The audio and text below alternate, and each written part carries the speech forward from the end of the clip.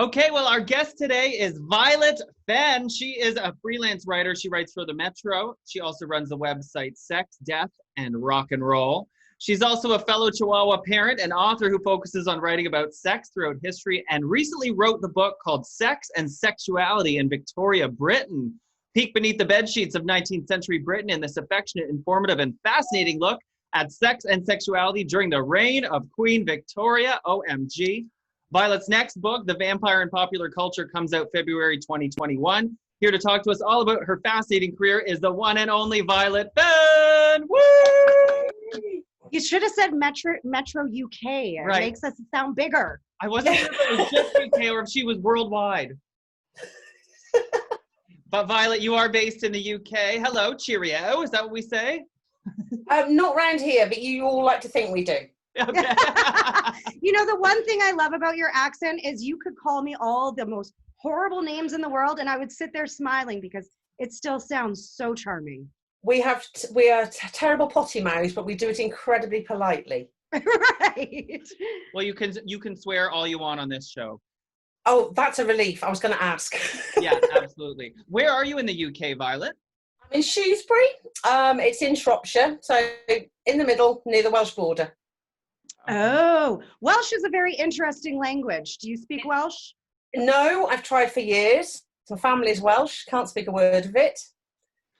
It's too many consonants.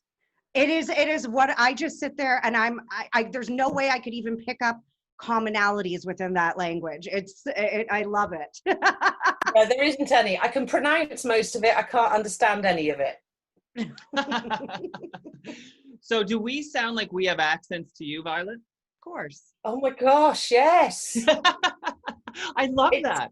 Because everyone's like, I don't have an accent. Really You have an strong accent. accents. Yeah, really strong accents. Oh, geez. Well, let us know if you can't understand anything we say and we'll try to drink less wine or something. Now, I came across you because I was just looking at articles. I was actually interested in doing an episode about electrostimulation. Right. And so I came across an article you wrote for the Metro UK a few years ago. And so I was like, okay, she sounds like a really cool, like I love the way it was written. She likes to try the things she's writing about if she can. And I was so interested. So I reached out to you with that in mind initially. And then I started digging more. And I went, wait a second, there's a lot we can talk about. There's a lot going on, yeah. Right. So you've tried a lot of interesting things. What was it? Electrostimulation. You know the one I'm excited about? The Sphincter relaxing lube. Are you kidding me? As a gay man, I've never heard of this. Can you explain about that? What does it do? Hopefully it doesn't gape it too much and everything falls out. Like that could get messy, Violet. You'd get through a lot of pants, wouldn't you? You'd walk carefully. No, there's a lot of those around now that, and it's usually herbal, and it literally is a muscle relaxant. So, and also the ones you do need to be aware of is an awful lot of them have numbing ingredients in them, and they're not generally a good idea. Everyone goes for those because it makes life easy, obviously.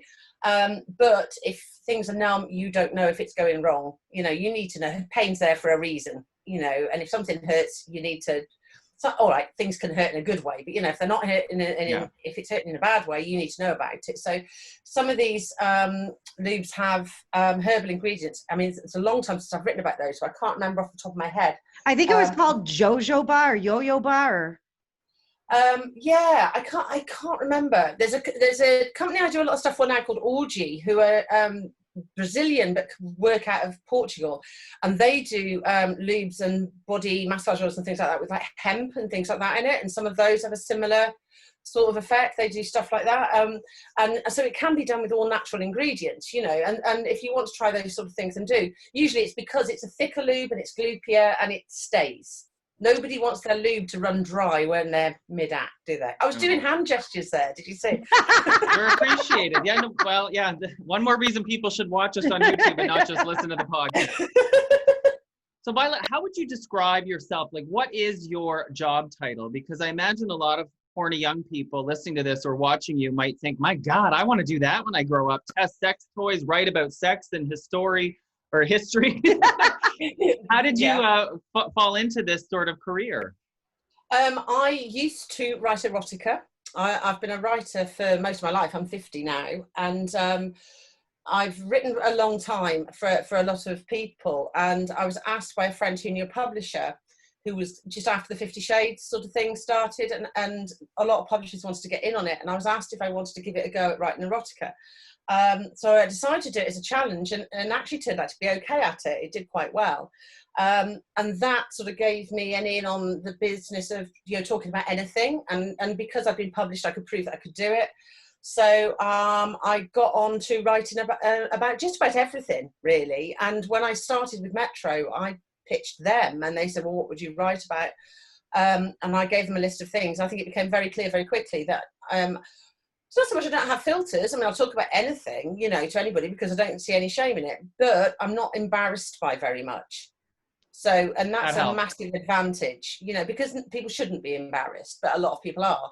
And if you've got somebody who can talk straightforwardly about these things, you know, without looking a bit pink in the face and worrying about it, then all the better. So it kind of rolled out from there. And because I also do some work with the adult retail industry, you know, some product development, and I work as an account manager for a wholesale company and things like that.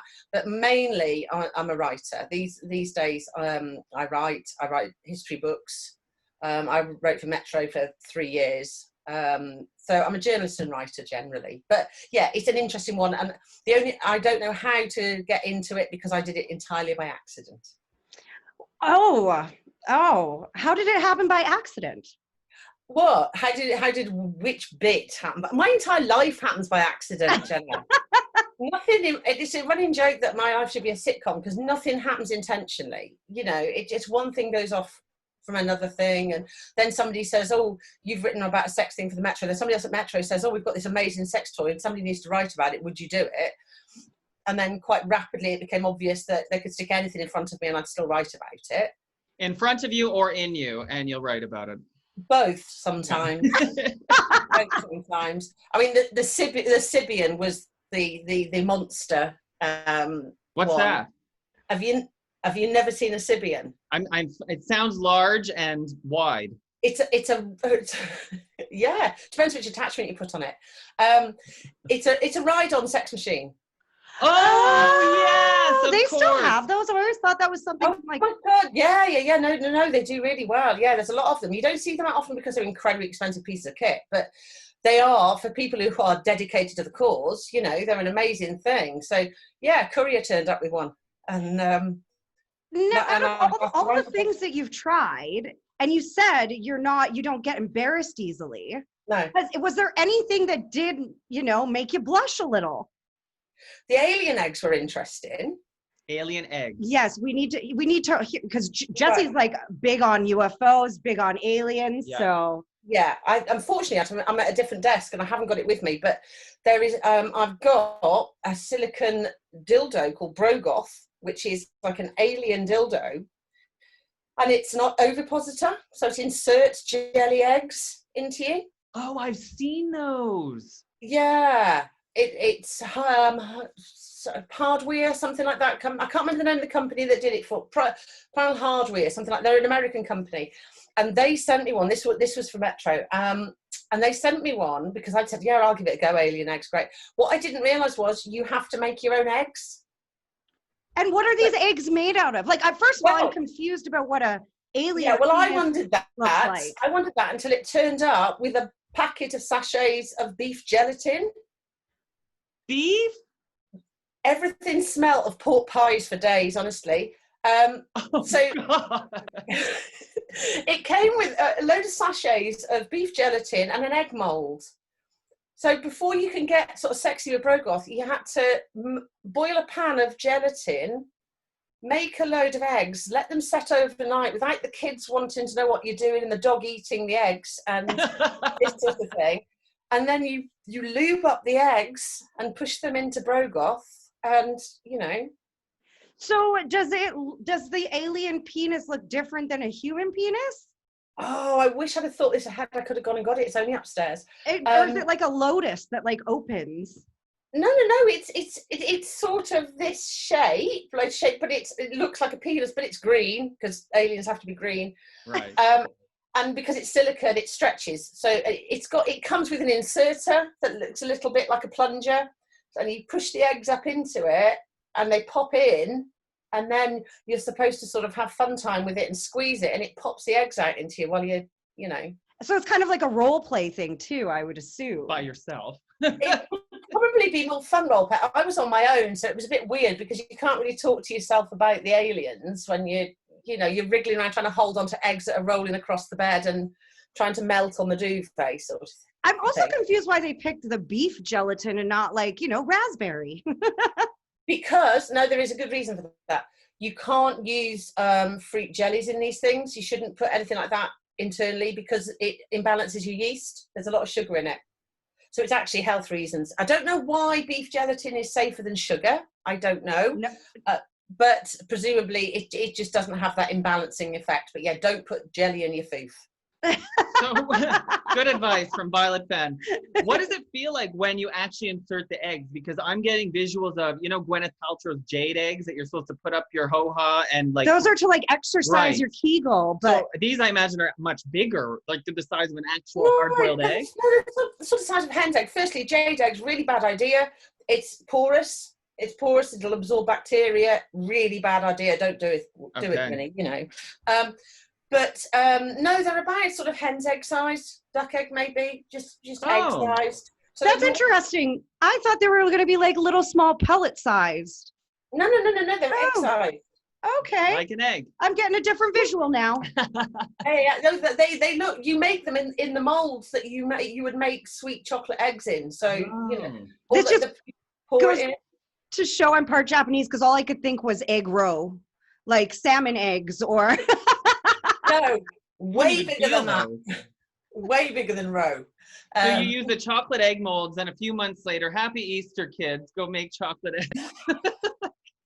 Those egg molds have stayed in my drawer ever since because I can't quite look them in the eye. So they've just sat there. But so go on. Would you recommend the egg experience? Did it feel good? Do you know what? I really would because it's ridiculous fun.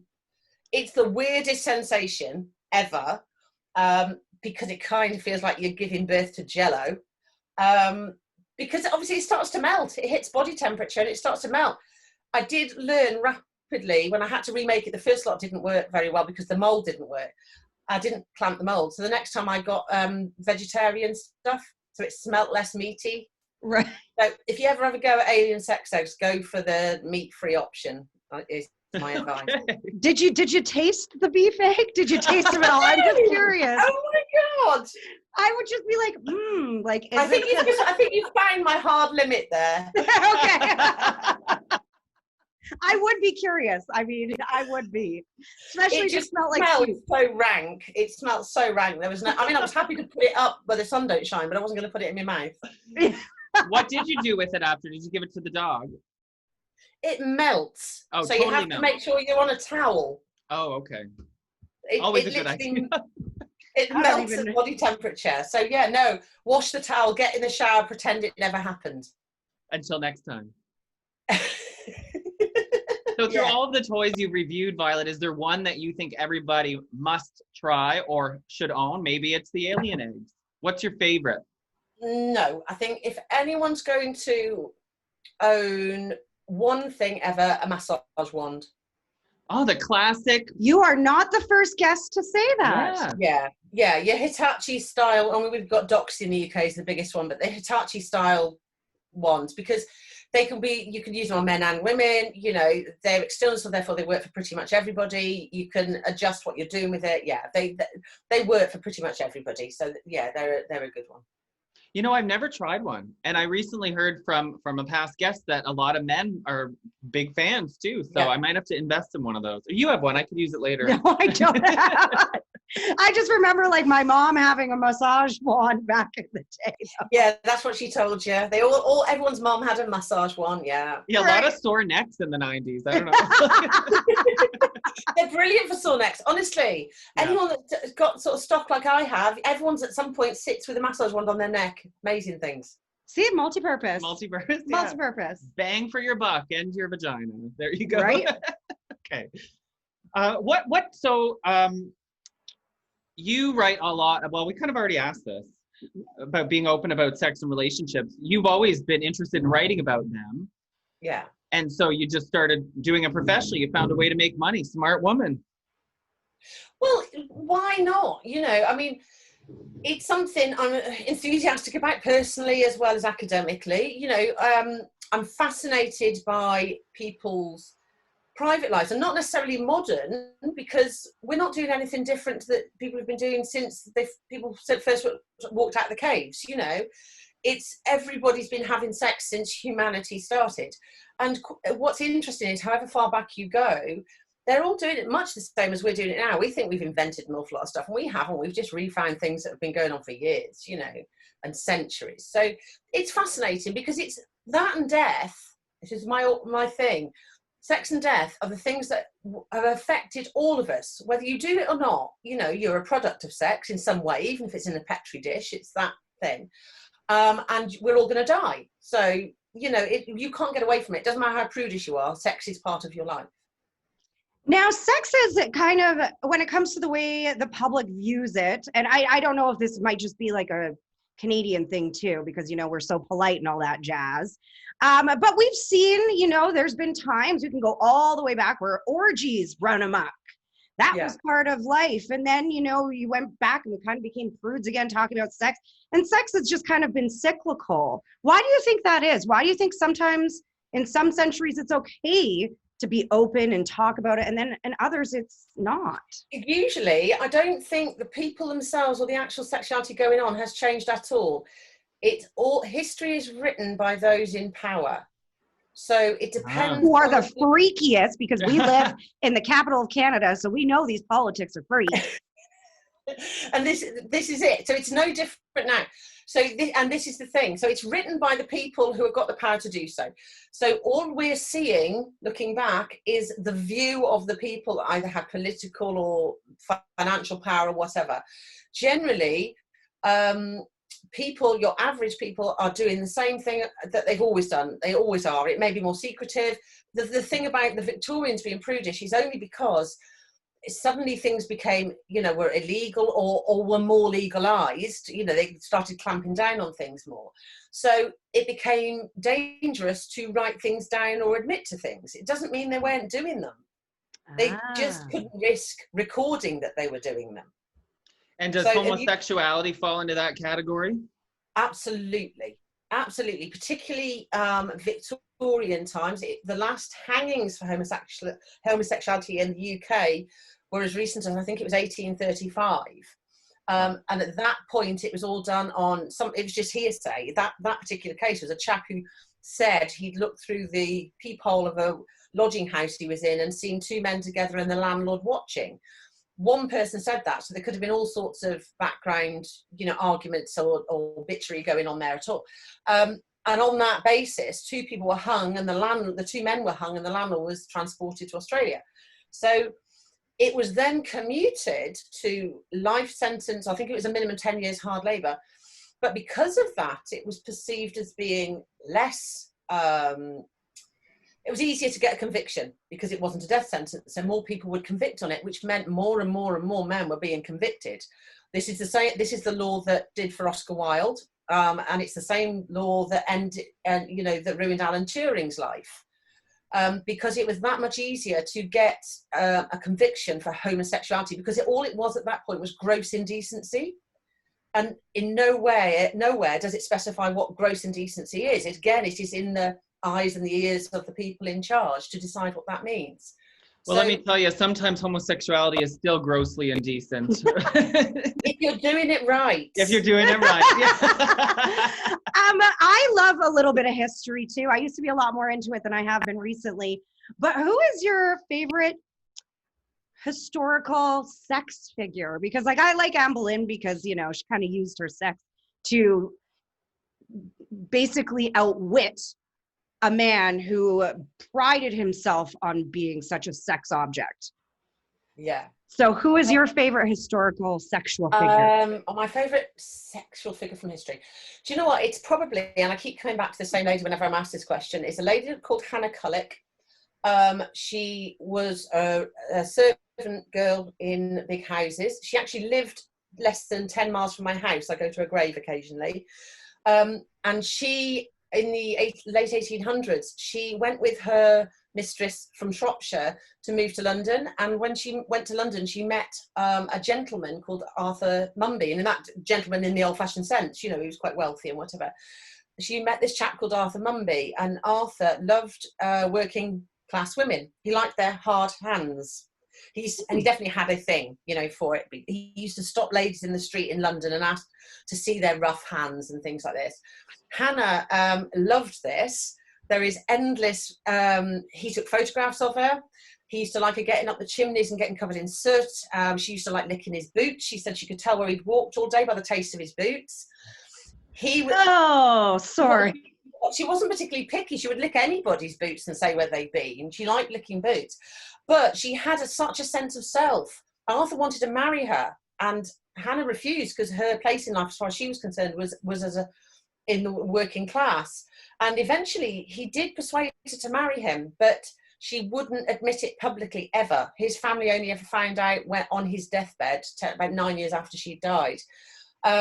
And then occasionally they'd reverse it, and she'd carry him around, she'd baby him, because he liked being infantilized. So she'd carry her big, broad, working class shoulders, and she'd carry him around. But there's photos of her. I've got a framed photo of her in this house, dressed as a man, dressed as a chimney sweep, you know, and she was amazing, and she just really knew her own mind. The reason we know so much is because she wrote a diary. He encouraged her because he liked knowing what she thought about it all. And very rare for any woman in those days, particularly a working class woman, she wrote a diary every single day reporting what she'd done because he liked reading it. So we've got an amazing record of what Hannah did with her life.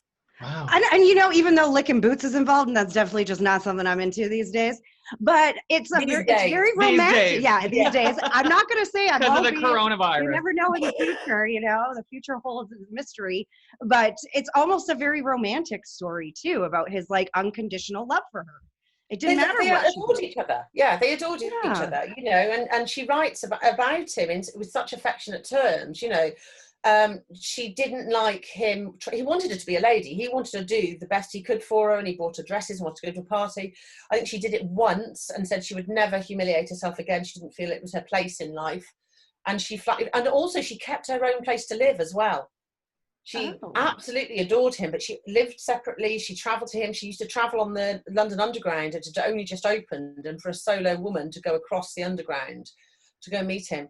But they adored each other, and clearly nobody did it for money or whatever, because they kept it secret, and she refused to acknowledge it all her life. But yeah, an amazing couple. Sounds like dating in 2020. I've dated a lot of guys who refused to admit they were dating me too. Yeah. Start licking their boots. Okay. Oh, we're just friends. I didn't think it was that serious.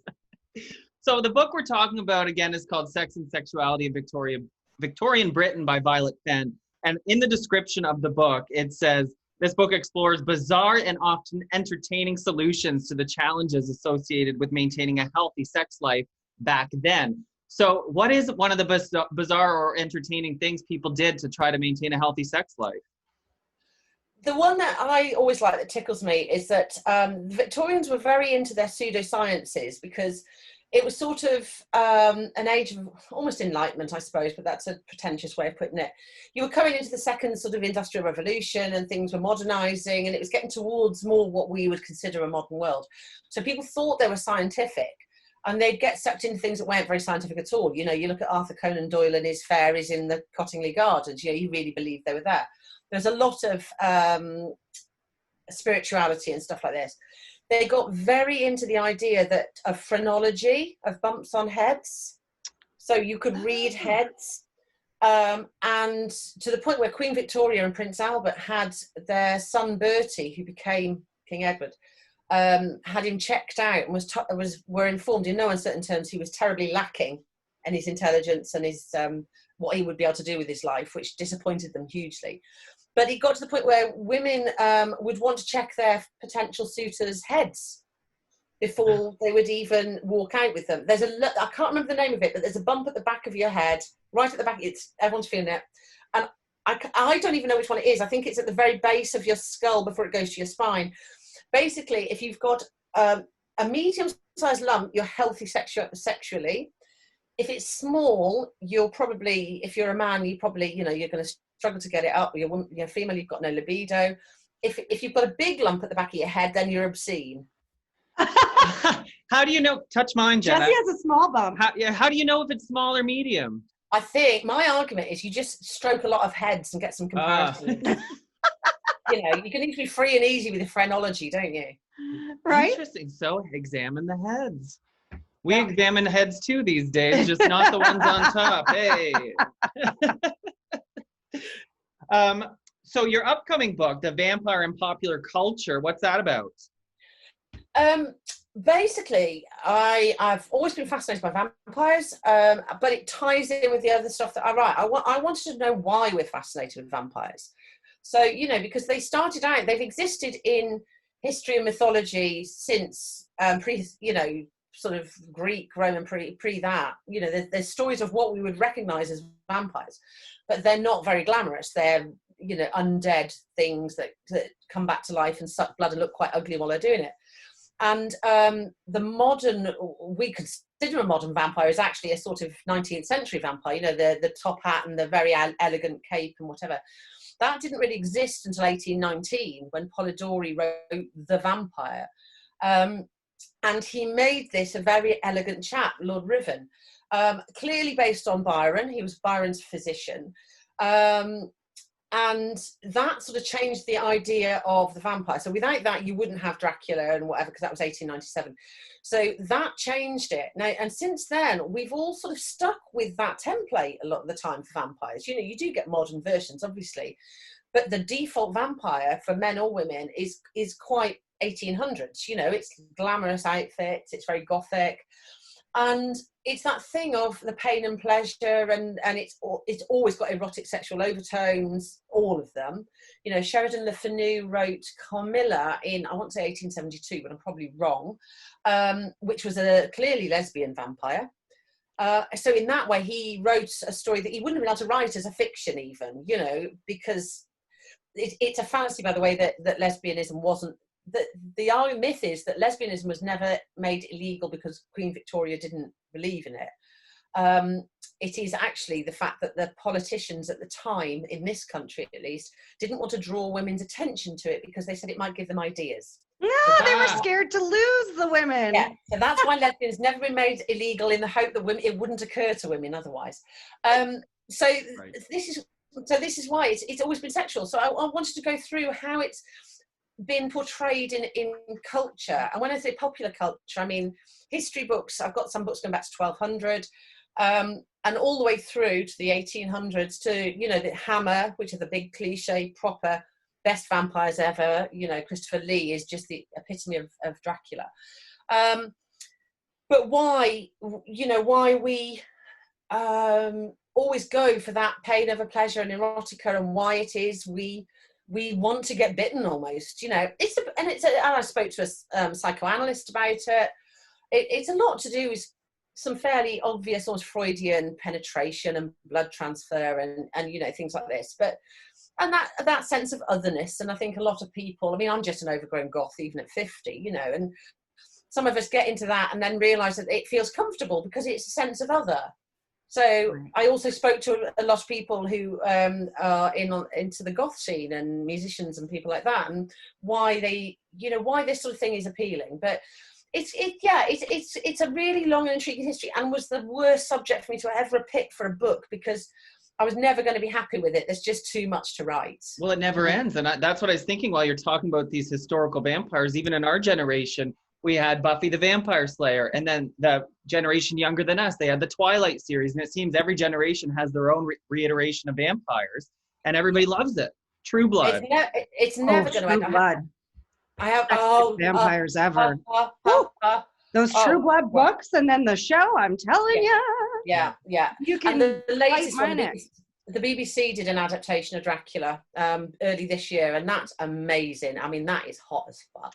I think there's something very sexy about immortality as well, and about the fact of like him. It's almost, and maybe this is because I'm so desperately single these days, but you know, the fact of like almost living your life with that person who turned you immortal. There's something like, I think of even like Twilight, like this is so silly, but you know, Twilight, there's something so attractive about Edward and Bella making that commitment to live the rest of... It's the grimmest relationship in history. Yeah. Yeah. Yeah. I have a lot to say about Twilight. We probably better not start there.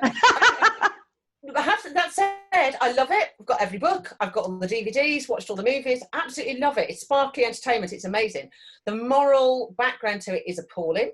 It's coercive. It's abusive. It's really bad.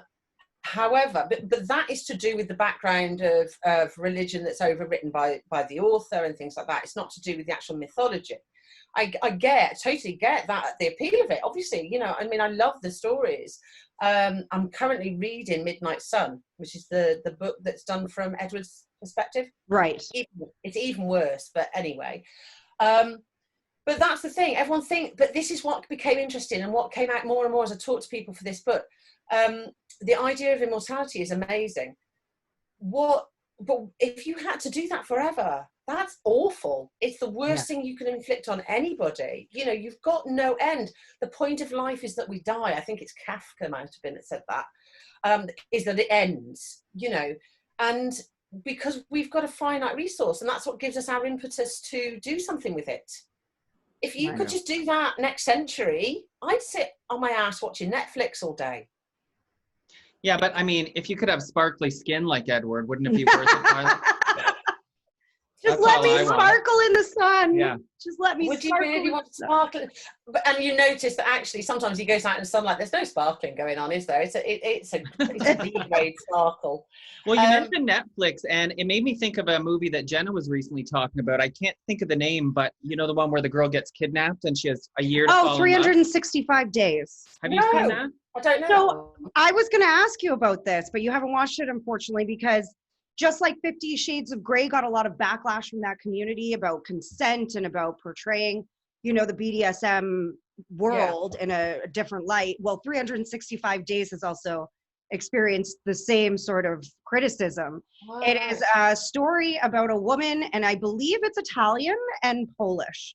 It's an international film, but it's about a woman who's on vacation, and this extremely good-looking drug dealer lord man kidnaps her and says, I'm going to keep you hostage for 365 days because you're going to fall in love with me. Right. And it doesn't take very long for her to get boning on her yacht, on the yacht, you know, like, but you know, there's a lot of... You're tempted to bone, aren't you? Yeah, there's a lot of backlash from it, similar to 50 Shades of Grey. So, you know, put it on your must-watch list. Because I will, yeah. Unfortunately, I can't give you any input on that because I've not seen it, but I will add it. The reason I bring it up is because it seems that there's these things like Twilight or like this movie where there's a very naughty sort of subtext that people shouldn't be attracted to kidnapping, rape, abuse, but we are. So what do you make of that? I think you've got to be realistic about it. People are attracted to anything that is wrong, you know, because it's wrong, because it's from being a little kid. There's a bit of excitement about doing something naughty, you might get caught or whatever, and that never leaves us. You know, the excitement of doing something sort of that is perceived as taboo is huge. So, and also, of course, you know, kidnapping and whatever, you've got Stockholm syndrome and things like that, haven't you? That was it. Yeah, that's what they were saying. It's you know, and that's what happens. There are issues. I mean, even with Twilight, you know, I knock Twilight, but I love it because I'm a 50-year-old woman and I can see the issues with it. I have an issue with it, with teenagers thinking it's marvelous and that this is a great template for relationships. But that's only in the same way as I have issues with people watching 50 Shades and thinking that's a good template for BDSM relationships, because it really isn't. So it's more about the template of it, not necessarily if you are into everything they do in 50 Shades of Grey, there's something wrong with you. Yeah, no, absolutely not. Oh my God, no. I mean, you know, you've got somebody, you go back to Twilight, you've got somebody who is sitting there who is hot, you know, worth a fortune, wants to do everything for you. You're never going to drive a second-hand car again, let's face it. And, you know, and you can have all the shoes in the world, and you know they think you're the best thing ever, and apparently have waited a century for you. Who's not going to fall for it? You know, because you just would, and it's cool, and suddenly you've gone from the geeky girl to the cool girl, you know, because you can kill them if you want to. So no, I get it, you know, and same with 50 Shades, isn't it? You know, people like that sort of thing. You know, there isn't much that I don't think is okay between, as long as it's between consenting adults, and you know, and it's not illegal or hurting anybody else that it shouldn't. Who's to say what you should or shouldn't like, you know? And things like sex and death and vampires and BDSM or whatever, they're always the sort of the dark side of things that most of us are brought up, that's not the norm. So most of us have got a little bit of a rebellious streak. Quite often it's the ones that have been brought up to be the quiet, beige, nice ones. Right. Really blow it eventually, you know, and they suddenly realize they like being strung up by their feet and whipped with peacock feathers or whatever, you know. Haven't tried that yet. It's true. Yeah. Yeah. I ones are always the freakiest. Violet, you write a lot about, or not a lot, but you have written about being on the autism spectrum. Yeah. Can you tell us a little bit about your diagnosis and how that has affected your writing? It's not made any difference whatsoever to my writing, because I was only diagnosed at the age of 46. And I'm wow. Now, is that because it's harder to diagnose autism amongst women than men? That's definitely got something to do with it. Absolutely. Also, because of my age, I grew up in the 70s and 80s when you weren't autistic, you were just a bit naughty. And also, I'm the sort of cliched autistic, for want of a better phrase, where my intelligence level was high enough from a young age to mask everything. So I could talk, I could use the long words, I could join in with most people's situations. I still do it now. I can fit in most places. That doesn't mean I feel comfortable, but I can look like I do because it's an early learned skill. And so, and really, especially particularly back then, as long as you were clever, that's all anyone cared about. It didn't matter. You know, you might be a little bit odd, but it didn't matter as long as you were clever and you got through and you were quiet and, you know, and didn't cause anyone too much trouble. It actually came about because my son, who is 16 now, I've got two sons, 23 and 16, but the younger one became clear early on that he was quite similar, very, very, very clever, but would not fit into anybody else's box ever. You know, if you ask him, if you said to my son, can you spell because? He'd say yes. Because he's answering your question, you know, he doesn't, he's a smart ass, basically. He can hear me talking, so he won't mind me saying that. But he's used to being talked about, bless his heart. But so what happened was it became more and more clear, and he needed specialist schooling because he needed a mainstream school that could cope with his high level of intellect, but behavioural issues that went with it. And the more experts I spoke to about him, the more and more people were going, well, you know, the apple hasn't fallen far from this tree. You know, there's something going on. So in the end, I got myself assessed and was told, well, yeah, no shit, you know. So that was 4 years ago. So I was 46. I've been writing professionally for probably 10 years. So, and I'd worked before that. So it didn't make a lot of difference. It's opened up my audience in that I like being able to talk to people who are autistic and have maybe been told over the years that they can't do this, that, and the other, or whatever. And I can say, well, clearly you can, because I never knew any different and just did it. I think it helps in a lot of ways. I don't know whether I've just got no filters or whether it is something to do with being autistic. I don't care what people think. I don't ever want to upset people. I go out of my way to be nice and kind, and not nice is an awful word, but to be polite and just generally kind to people. But if they don't like me, that's their lookout, you know. So I'm not afraid, and I'm certainly not embarrassed about things like talking about sex, or it's human. You know, so I'll talk about it because as far as I'm concerned, it is just human. So, no, I think it's probably been an advantage, actually. I recently learned so much more about autism watching Netflix's Love on the Spectrum.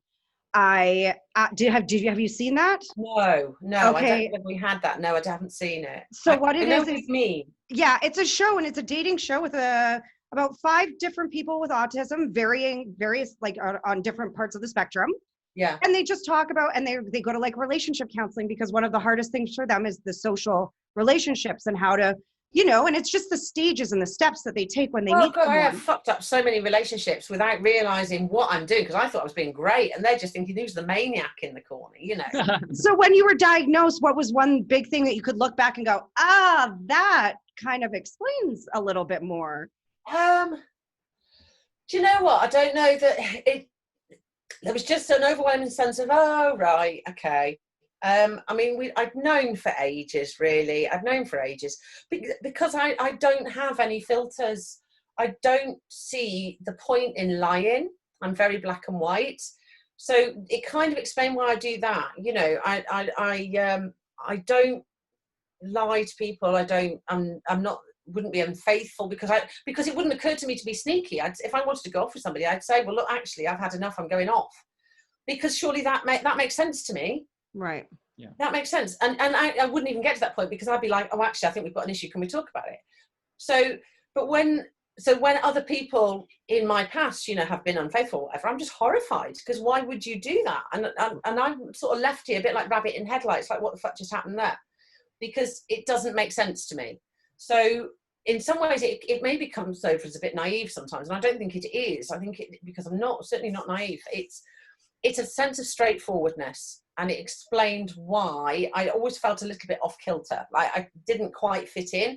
And that is, without being rude, it's because most of the world runs on little small lies all the time.